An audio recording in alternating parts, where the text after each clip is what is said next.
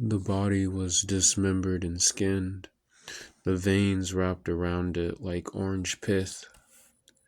The limbs were severed at the joint.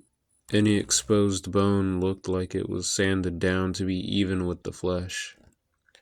All the pieces were arranged on top of the torso, making a rose. A hole was dug into the chest, the heart resting on top.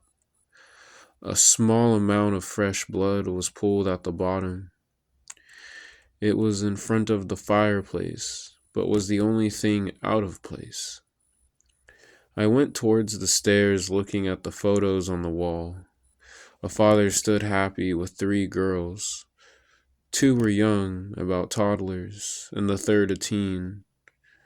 There was a slight gap between the teen and the father. My first step up the carpeted stairs sounded like a wet sock.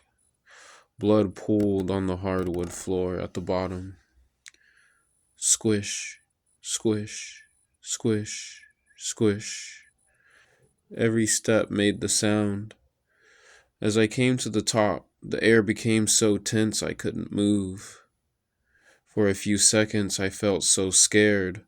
All I wanted to do was run as far away from the crime scene as I could.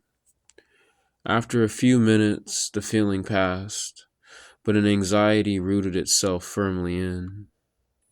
I took the last steps to the top and nearly fell to my knees. There were multiple holes in all of the walls. The banister at the top was broken. It looked like someone had gone through it. I felt the chill so cold I crossed my arms and began to shiver. I walked over to the room directly across the stairs. I drew my gun and looked in. It looked like it was the oldest daughter's room. Posters were torn and ripped on the floor. A 50-inch flat screen was on the bed, a head-shaped crack in the center. There was blood covering the shattered screen. I turned around to see the wall next to the door cracked and covered in blood. I walked out to the next room, trying to prepare myself for the worst. But when I walked in the room looked undisturbed. It was shared by the 2 toddlers. Toys still covered the floor as I walked to the 2 beds. And any relief I had felt vanished, like it had never been there. And for all the mental preparation I had done, it was nowhere near enough. The sheets and comforters of both beds were both soaked in blood. The door frame had small bloody handprints on it. Pieces of skin and flesh were stuck to it. I walked out, but stood in front of the last bedroom.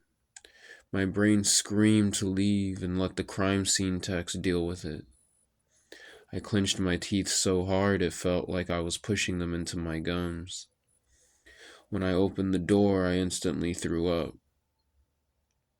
I took a moment, wiped my mouth, and covered my face with my shirt as I walked back in. My gun dropped on the floor as I did. I couldn't do anything but whimper as I looked. 3 skinned torsos arranged the same as the one downstairs circled the father's head, his penis in his mouth. The eyes of the kids were placed on the bed with their fingers positioned around them to make horrific flowers. And in the middle of the bed was a large box with a note on it.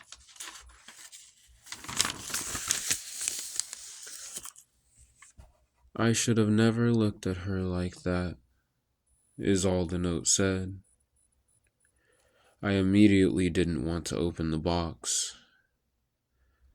I pulled out a pen to flip the top off the box, and I immediately jumped back and walked out. My speed increased as I made my way out the front door. I went to my car and leaned the seat all the way back and curled up on my side. I cried so intensely my stomach felt like it was in knots, but I couldn't get it out of my head. Placed in the box was a pair of eyes, and when I had lifted the lid, they were already staring right at me.